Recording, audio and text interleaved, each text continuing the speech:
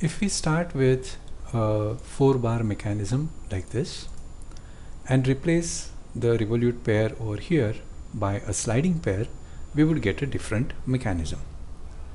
Let us first do it in a schematic diagram. So this is the 4-bar we have, and we are going to replace this revolute pair with a sliding pair. So this is the schematic of our new mechanism. A fixed link is here.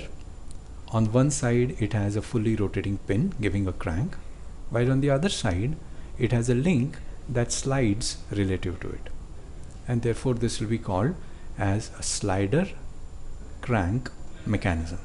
We can consider either the crank or the slider as the input link, because slider crank transforms reciprocating motion into rotary motion, as in case of IC engine, or the rotary motion into reciprocating motion, as in the case of a reciprocating pump or compressor. In its physical form, it can be represented like this. Link AB, shown over here, is the crank, which can rotate completely like this, and as it does so, the slider moves back and forth. The link that connects the crank and the slider is called the coupler.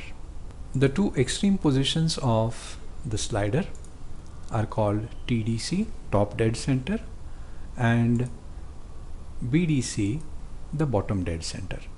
Slider crank is used in internal combustion engines and also in the reciprocating pumps and compressors. In that case, the slider is a piston that is reciprocating in a cylinder. Real life engines often have several slider cranks arranged in line like this, forming an inline engine.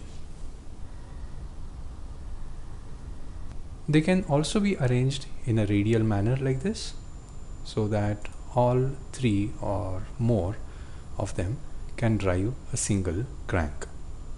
This is called a radial engine.